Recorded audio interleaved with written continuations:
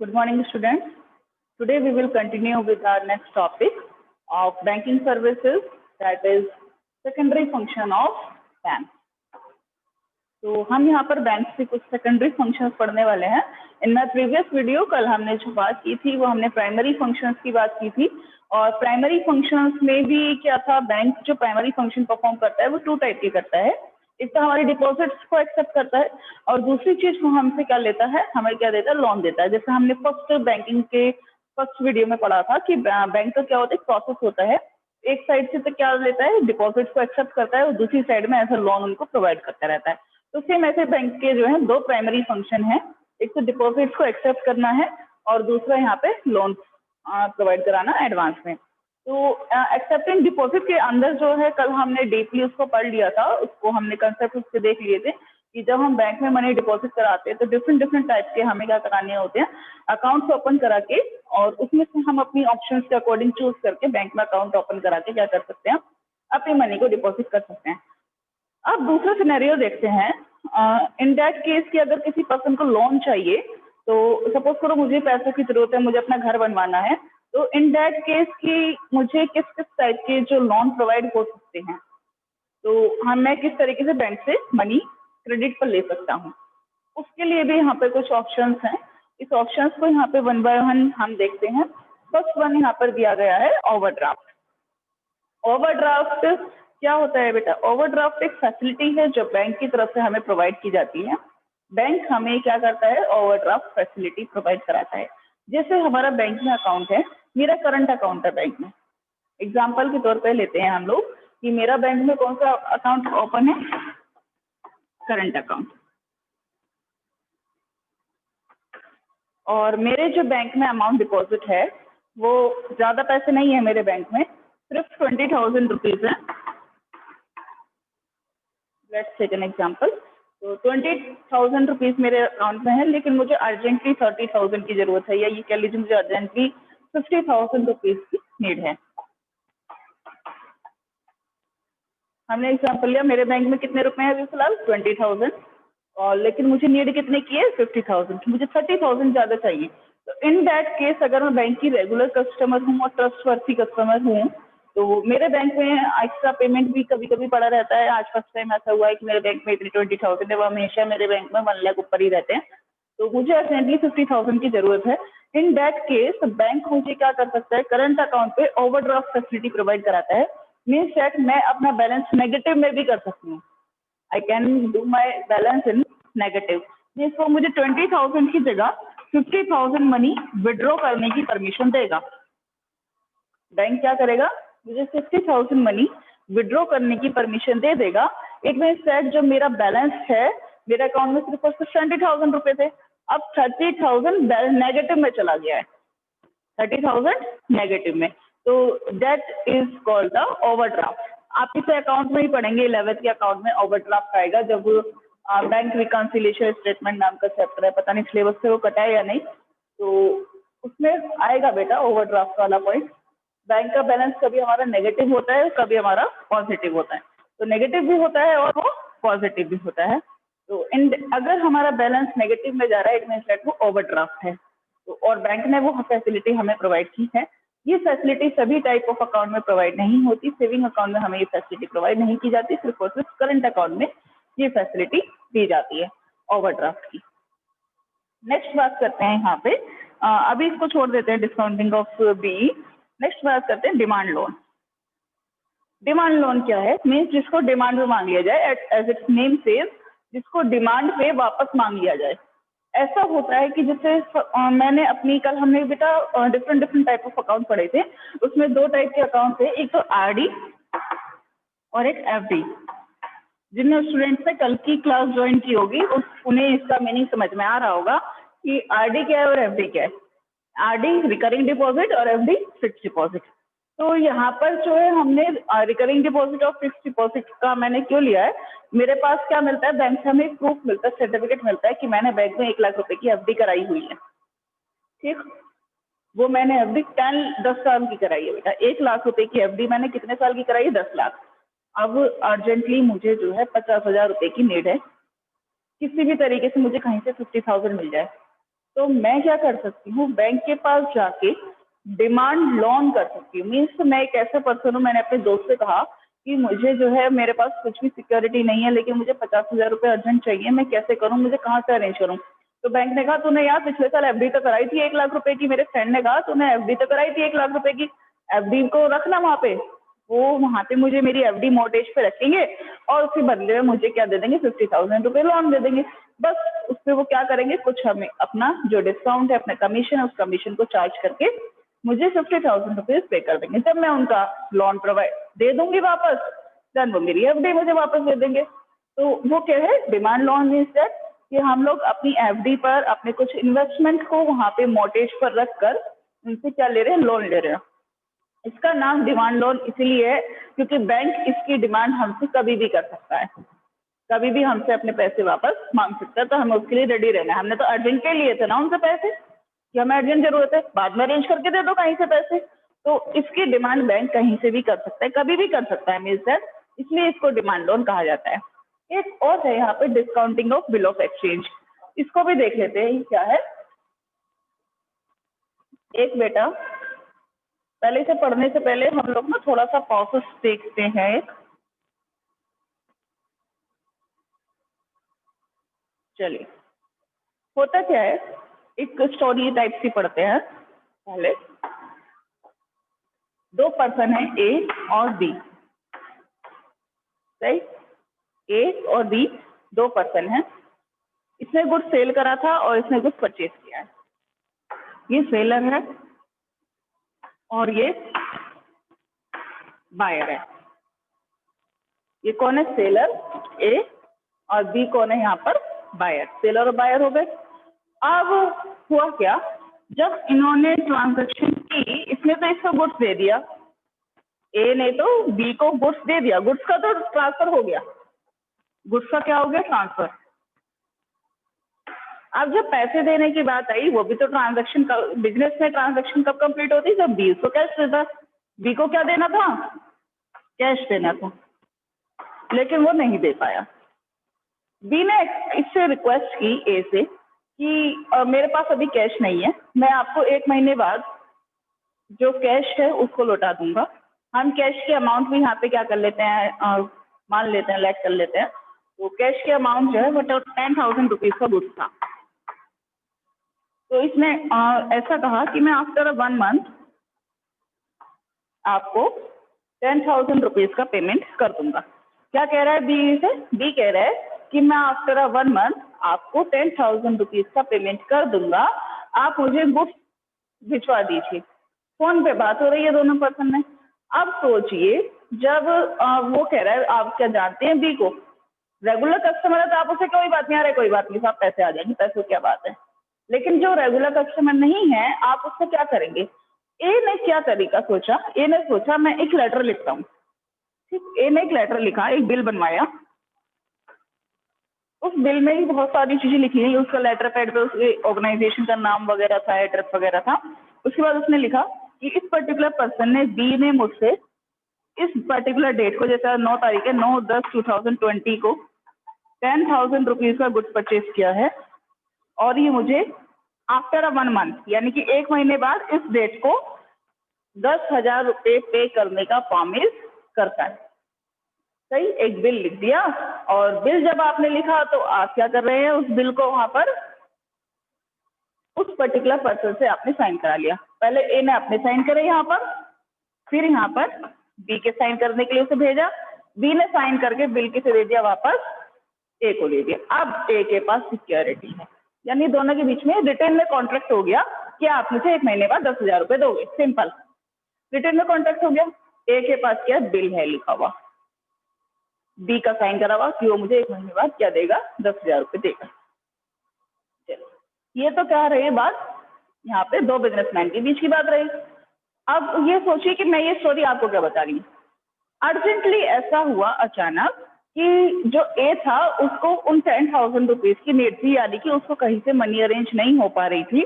तो उसने सोचा क्यों ना मैं इससे 10,000 रुपीज मांग लूँ अपने। अब सोचिए, अगर उसने रिटर्न में कॉन्टेक्ट नहीं किया होता तो वो चाहता उसके पास और 10,000 रुपये उससे जो है मांग लेता। लेकिन रिटर्न में कॉन्ट्रैक्ट हो गया ना, अब वो 1 महीने से पहले पैसे नहीं मांग सकता उसने, वो तो कह देगा तुरंत सर हमारी तो 1 महीने बाद की बात हुई है, मैं तो उस डेट को पैसे दूंगा, तो वो उससे पैसे नहीं मांग सकता। वो क्या करता है, ए जो है अपना बिल लेकर के, जो बिल इन दोनों के बीच में लिखा गया था उस पर दोनों के साइन है, इनके ऑर्गेनाइजेशन का स्टैंप है, उस बिल को लेकर कहाँ जाता है, बैंक के पास जाता है। जहां से भी इसकी डीलिंग चलती होगी अपने बैंक में इसका अकाउंट होगा, उस बैंक के पास गया ए, इस बिल को लेकर कहाँ गया, बैंक के पास। इसने बिल दिखाया और बिल दिखा के कहा सर कि ये बिल है और मुझे इस पर्टिकुलर पर्सन से 10,000 रुपये 1 महीने बाद मिलने हैं, बकायदा साइन है दोनों पर्सन के, और आप मुझे 10,000 रुपये का अर्जेंटली सर मुझे पेमेंट चाहिए। तो बैंक क्या करेगा, बैंक को कोई प्रॉब्लम नहीं है, बैंक उस बिल को डिस्काउंट कराएगा। Discounting of bill of exchange, देखिए पॉइंट क्या था हमारा, discounting of bill of exchange. इस बिल का पूरा नाम है बिल ऑफ एक्सचेंज और बैंक इसको क्या कराएगा, डिस्काउंट कराएगा। मीन्स अब बैंक आपको 10,000 रुपये क्यों दे, बैंक का खुद का कुछ भी तो कुछ बेनिफिट होना चाहिए, तो बैंक अपने ऑन बेनिफिट्स के लिए अपनी फैसिलिटी के कुछ वहाँ पे क्या करता है, कमीशन और डिस्काउंट चार्ज करता है। 10,000 पे उसने 500 रुपये काट लिए, बहुत बड़े तो नहीं है, 10,000 पे उसने बैंक में कितने रुपये रखे, 500, और ए को कितने का पेमेंट कर दिया, 9,500।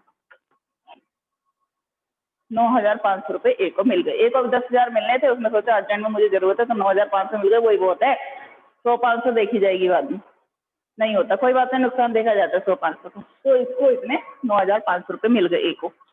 अब सोचिए बैंक ने तो उसको 9,500 रुपये दे दिए ना, 500 रुपये अपने फैसिलिटी काट लिए, बैंक को उसके पैसे कहाँ से मिलेंगे, बैंक को उसके वापस पैसे देगा बी। बैंक के पास तो बिल है, किसका साइन करा हुआ, बी का। अब उस बिल का ओनर कौन है, बैंक, तो बैंक जो क्या करेगा उससे, वो पर्टिकुलर पर्सन से पैसे खुद वसूल कर लेगा बी से। जिसके पास बिल है वो बिल का पेमेंट लेगा बी से, राइट। तो ये पर्टिकुलर प्रोसेस था, यानी कि discounting of bill of exchange के थ्रू भी हम क्या कर सकते हैं, बैंक से लोन ले सकते हैं। दो बिजनेसमैन नहीं, हम फ्रेंड हैं आपस में, मैं और मेरे, और सपोज करो मेरी फ्रेंड है, हम एक दूसरे पर अकोमोडेशन बिल लिख सकते हैं और अकोमोडेशन बिल दोनों लिखकर साइन करके ऑथराइज कराकर उसको बैंक के पास जाके हम क्या कर सकते हैं, लोन ले सकते हैं। फिर मेरी फ्रेंड उसका पेमेंट करेगी, अगर वो उसके लिए एग्री है तो उसके लिए दोनों पर्सन की क्या होनी चाहिए, सहमति होनी चाहिए। तो इस तरीके के प्रोसेस के थ्रू भी एक टाइप का लोन हमें बैंक से मिल जाता है। ये बहुत शॉर्ट टर्म पीरियड के लिए होता है, मैक्सिमम 6 मंथ ओनली। चलिए, ये रही हमारी किसकी बात, यहाँ पर प्राइमरी फंक्शंस कंप्लीट होता है। अब हम बात करते हैं सेकेंडरी फंक्शंस में। सेकेंडरी फंक्शंस में बेटा बैंक 2 टाइप के फंक्शन परफॉर्म करता है। एक तो एजेंसी फंक्शन है, पहले उसके एजेंसी फंक्शन मीन्स इसमें bank as a mediator act करता है, एज अ मीडिएटर यानी बिटवीन अस। ये मैंने आपको कल भी बताया था। नेक्स्ट एक इसमें बैंक के फंक्शन है जनरल फंक्शन।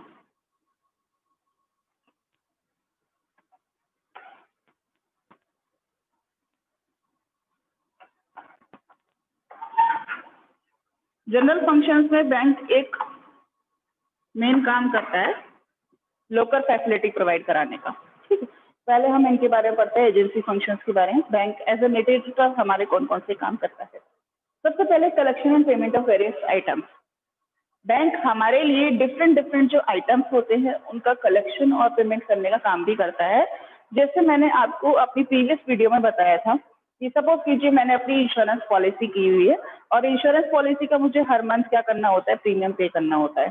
तो मैं चाहूँ तो ये रिस्पॉन्सिबिलिटी बैंक को भी दे सकती हूँ, बैंक के साथ कॉन्टेक्ट करके, और बैंक मेरा अकाउंट, मेरे अकाउंट से एक पर्टिकुलर अमाउंट जो भी मेरे प्रीमियम की होगी उसको कट करके इंश्योरेंस पॉलिसी वालों के यहाँ पे उनके अकाउंट में ट्रांसफर कर देंगे। मेरा इलेक्ट्रिसिटी पेमेंट कर सकते हैं बैंक, मेरे टैक्स का पेमेंट कर सकते हैं, मुझे कहीं से इंटरेस्ट कलेक्ट करना हो तो वो इंटरेस्ट मेरे बैंक में वो ट्रांसफर कर देंगे बैंक वाले।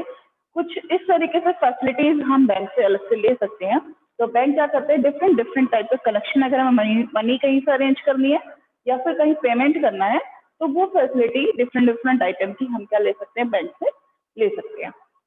मुझे किसी को देने थे पैसे, किसी को मुझसे लेने थे, मुझे इलेक्ट्रिसिटी बिल पेमेंट करना था, ठीक है, और उसके अकाउंट में जमा करने थे, तो मैं क्या कर सकती हूँ, एज अ मीडिएटर बैंक की हेल्प लेकर अपना वो करा सकती हूँ। ये तो हो गए डिफरेंट आइटम्स की बात। अब यहाँ पे एक चीज इन्होंने खोल के बताई है। सेकंड नंबर पे purchase and sale of securities. Securities में शेयर्स की बात करते हैं हम लोग। डिफरेंट डिफरेंट जो शेयर डिवेंचर्स और आपके बोनस शेयर होते हैं उनकी बात हम यहाँ पर करते हैं। बैंक एक एज अ ब्रोकर या अदर पर्सन्स के बिहाफ पे हमारे लिए सिक्योरिटीज को सेल एंड परचेज कराने का काम भी करता है। जैसे मुझे किसी कंपनी की शेयर परचेज करने हैं तो मुझे परचेज करने में हेल्प करेगा बैंक, और इवन अगर मेरे पास किसी कंपनी के शेयर्स हैं और मैं उनको सेल आउट करना चाहती हूँ तो मुझे सेल कराने में भी हेल्प करता है। बिकॉज ऑफ बैंक के कॉन्टेक्ट में रेगुलरली इतने सारे पर्सन्स ज्वाइन होते हैं कि इन्वेस्टमेंट पर्पज से वो ये कहते हैं कि हमें इन्वेस्टमेंट का कोई एक अच्छा सोर्स बताइए, तो जो पर्सन शेयर्स में इंटरेस्टेड होंगे वो उन्हें शेयर्स का सोर्स बताएंगे। इसीलिए डिफरेंट डिफरेंट पर्सन्स की थिंग्स और नीड्स अलग अलग हो सकती हैं। बैंक क्या करते हैं, सभी पर्सन्स को उनके कॉन्टेक्ट में डेली हजारों लोग आते हैं जो डिफरेंट डिफरेंट टाइप के इन्वेस्टमेंट प्लान चाहते हैं। तो डेट्स वाई बैंक क्या करते हैं, परचेज एंड सेल, सिक्योरिटीज के परचेज और सेल का काम भी देखते हैं। यहाँ पर क्या है, ये जो पर्टिकुलर फंक्शन है बैंक का, ये सभी टाइप के बैंक परफॉर्म नहीं करते हैं। कुछ ऑथराइज्ड बैंक है सिर्फ और सिर्फ जो इस फंक्शन को परफॉर्म करते हैं। जो सेकंड नंबर का फंक्शन है वो सभी बैंक नहीं करते, सेल एंड सिक्योरिटीज का सेल एंड परचेज का काम। नेक्स्ट पॉइंट है इसमें ट्रस्टी एंड एग्जीक्यूटर का। Bank also act as an trustee और एग्जीक्यूटर। बैंक हमारे लिए ट्रस्टी और एग्जीक्यूटर की तरह भी वर्क करता है। And what are the means of that words, इन वर्ड्स का क्या मीनिंग है? ट्रस्टी कौन होते हैं, एग्जीक्यूटर कौन होते हैं? जैसे सपोज कीजिए एक मदर फादर हैं और उनके घर में जैसे कोई बेबी नहीं है, ठीक, उनके यहाँ कोई बेबी नहीं है। हम जस्ट टेक एन एग्जांपल, हम एक एग्जांपल ले रहे हैं। तो एक पेरेंट है, एक फैमिली है सिंपल, और उनके यहाँ कोई बेबी नहीं है, वो कोई अडॉप्ट भी नहीं कर पाए थे। तो उनकी क्या हुआ, उनकी जितनी भी प्रॉपर्टी वगैरह है, जिनके जितने भी अकाउंट्स हैं, वो क्या कर सकते हैं, अपने बैंक वालों से कांटेक्ट करके वो सारी अमाउंट ट्रस्ट में दे सकते हैं। मीन्स हम क्या कर रहे हैं, अपनी सारी प्रॉपर्टी ट्रस्ट में दे रहे हैं। जैसे किसी का कोई प्रॉपर्टी संभालने वाला नहीं होता है तो उसकी सारी प्रॉपर्टी ट्रस्ट में चली जाती है, मीन्स अनाथ आश्रम वगैरह में, ये सब में चली जाती है। तो बैंक एज एन ट्रस्टी भी हमारे लिए वर्क करता है। बैंक कैसे वर्क करता है हमारे लिए? एज अ ट्रस्टी भी वर्क करता है।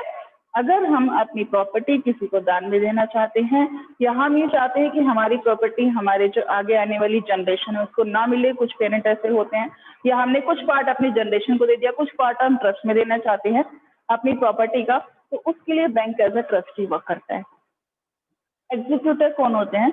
एग्जीक्यूटर जैसे पार्टनरशिप में दो पर्टिकुलर पर्सन का बिजनेस चल रहा था, और हम एक एग्जांपल ले लेते हैं, A B C, 3 person partnership में थे और सी की बाई चांस डेथ हो गई। तो सी का अब हमारा जो करंट ईयर वर्किंग ईयर हमारा चल रहा है, जो हमारा सेशन है 2021 चल रहा है, तो अप्रैल से हमने वर्क करना स्टार्ट करा। अप्रैल से लेके सितंबर तक हमने वर्क किया, अप्रैल से लेके सितंबर तक हमने साथ में मिलकर काम किया है तीनों ने।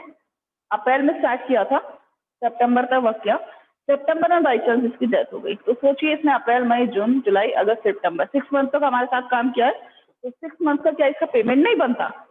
अब इसकी तो हो गई डेथ, तो हम क्या करेंगे, ये कौन है? एग्जीक्यूटर है हमारे लिए। ये कौन है? एग्जीक्यूटर। तो सी का जो है एग्जीक्यूटर अकाउंट क्रिएट होगा, और वो यानी कि इसका जो बैंक में अकाउंट है वो इसके बदले की जो मनी है, इसका जितना भी कॉम्पनसेशन हमारी बिजनेस में बनता है पार्टनरशिप फर्म में, वो सारा कॉम्पनसेशन इसको इसके बैंक अकाउंट में ट्रांसफर करके इसके फैमिली मेंबर्स को ट्रांसफर कर दिया जाता है। और ये काम किसका होता है? बैंक का होता है। ठीक है, तो ये दोनों पार्टनर, ये दोनों अगर इनमें कुछ भी सपोज कीजिए अगर ये बिल्कुल फेयर हैं, ये इससे शेयर देना चाहते हैं, तो इसका अप्रैल से लेकर सितंबर तक का जितना भी प्रॉफिट का पार्ट है, जनरल रिजर्व का पार्ट है, सारे अकाउंट क्लोज किए जाते हैं पार्टनरशिप में। तो एज यू नो दैट हमने पढ़ा था सेकंड यूनिट में, जो हमने पार्टनरशिप में पढ़ा था, कोई भी नया पार्टनर एडमिट होता है, कोई छोड़ के जाता है, तो हमारे अकाउंट सारे डिस्क्लोज होते हैं, तो हमारा दोबारा से वैल्यूएशन किया जाता है सारी चीजों का। तो जितने भी हमारे जनरल रिजर्व या प्रॉफिट होगा, एसेट्स प्रॉपर्टी, सबका इवैल्यूएशन किया जाएगा, और इसमें इस गुडविल वगैरह में सब में जिसका इतना पार्ट होगा इसका, वो सारी चीजें इसको क्या दी जाएंगी? इसको दी जाएगी सारी कैश। अब ये तो है नहीं, तो इसके अकाउंट में ट्रांसफर की जाएंगी एज एन एग्जीक्यूटर अकाउंट। अब वो एग्जीक्यूटर अकाउंट के पैसे इसकी फैमिली को प्रोवाइड करा दी जाते हैं बाय द बैंक। तो बैंक एज एन ट्रस्टी और एज एन एग्जीक्यूटर भी बहुत इंपॉर्टेंट रोल प्ले करता है। ये बैंक का बहुत इंपॉर्टेंट फंक्शन है जो एज यूजुअली हम लोग देख नहीं पाते। नेक्स्ट इसमें जो पॉइंट दिया है that is remittance of money. Remittance का मीन्स क्या है बेटा यहाँ पर? तो रेमिटेंस का मीन्स कुछ यहाँ पे स्पेशल नहीं है। रेमिटेंस मीन्स पेमेंट करने से है। रेमिटेंस मीन्स पेमेंट करने से है। तो यहाँ पर बैंक जो है हमें अदर पर्सन को पेमेंट करने में भी हेल्प करता है। जस्ट लाइक सपोज कीजिए मेरी कॉलेज की फीस जमा होनी है, मुझे किसी यूनिवर्सिटी में किसी पर्टिकुलर डिग्री का फॉर्म फिलअप करना है और मुझे वहाँ की फीस जमा करनी है। तो मैं क्या कर सकती हूँ, बैंक से पर्टिकुलर एक बैंक ड्राफ्ट बनवा सकती हूँ। उसके बारे में हम आगे पढ़ेंगे। मैंने एक बैंक ड्राफ्ट बनवाया बैंक से। जब मैंने वो बैंक ड्राफ्ट बनवाया तो बैंक ड्राफ्ट बनवाने के बाद एक मैंने ऑन पेपर बनवाया, कंप्यूटराइज बना के देते हैं बैंक कि मैं इस पर्टिकुलर पर्सन को 10,000 रुपीज़ का पेमेंट कर रहा हूँ। बैंक ने मुझे बैंक ड्राफ्ट बना के दे दिया किसी दूसरे बैंक के नाम पे। अब वो मैंने अपने डॉक्यूमेंट्स के साथ लगाया, कॉलेज में जमा कर दिया। कॉलेज वाले ने उस बैंक ड्राफ्ट को अपने बैंक में जमा कर दिया ले जाके। इट मीन्स दैट मेरे अकाउंट से पैसे किसके अकाउंट में ट्रांसफर हो गए? मेरे यूनिवर्सिटी वालों के अकाउंट में। तो बैंक जो है रेमिटेंस ऑफ मनी, मनी के रेमिटेंस, मनी की पेमेंट का भी काम करता है। आज के टाइम में ये जो काम होता है वो एटीएम के थ्रू हम लोग ये काम करते हैं। मीन्स ऑनलाइन पेमेंट जो हम लोग कर रहे हैं। करंटली ये जो वर्क चल रहा है रेमिटेंस ऑफ मनी का, ये किसके थ्रू चल रहा है? ऑनलाइन पेमेंट्स के थ्रू चल रहा है। इसमें बहुत सारी चीजें हैं आगे, बैंक ड्राफ्ट, एटीएम फैसिलिटी वगैरह। नेक्स्ट है purchase and sale of foreign exchange. Bank हमारे लिए फॉरेन एक्सचेंज के परचेज एंड सेल का भी काम करता है। फॉरेन एक्सचेंज तो आपको पता ही है, जैसे मैंने बताया था आपको इन माय प्रीवियस वीडियो कि हम लोग क्या करते हैं, अपनी करेंसी को दूसरी करेंसी में चेंज कराना। जैसे हम रुपीज को डॉलर में या पाउंड्स में हम चेंज कराना चाहते हैं, तो इन दैट केस बैंक हमें ऐसी फैसिलिटी भी प्रोवाइड कराता है। वो बात अलग है कि जो फॉरेन एक्सचेंज की फैसिलिटी है सभी बैंक हमें प्रोवाइड नहीं कराते। All type of bank not providing the foreign exchange facility. केवल कुछ पर्टिकुलर बैंक जिनके पास ये अथॉरिटी है जो हमें फॉरेन एक्सचेंज की फैसिलिटी प्रोवाइड कराते हैं।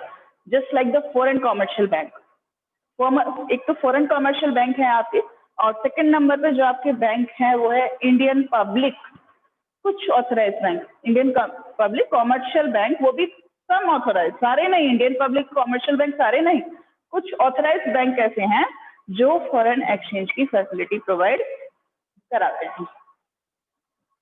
नेक्स्ट, अच्छा ये वाले दोनों पॉइंट सभी बैंक के लिए नहीं है, ध्यान रखिएगा। Point number 2 and point number 5। एक है इसमें बेटा letter of reference. Letter of reference क्या होता है? ये थोड़ी बड़ी चीज अभी समझाऊंगी मैं आपको। बैंक ड्राफ्ट देखते हैं। बैंक ड्राफ्ट जैसे मैं अभी बता रही थी, मुझे अपने कॉलेज में फीस जमा करनी है, तो हम क्या करते हैं, बैंक से बैंक ड्राफ्ट बनवा लेते हैं। जैसे चेक होता है, चेक काट के देते हैं साइन करके, सिंपल। चेक तो आप तो जानते ही हैं, चेक से क्या होता है, कोई दूसरा पर्सन भी पेमेंट ले सकता है। चेक तो केवल लोकल कंडीशन के लिए होता है, मीन्स लोकल एरिया के लिए। जैसे हापुड़ के हापुड़ मुझे किसी को पेमेंट करना है, और चेक हैंड रिटन होता है।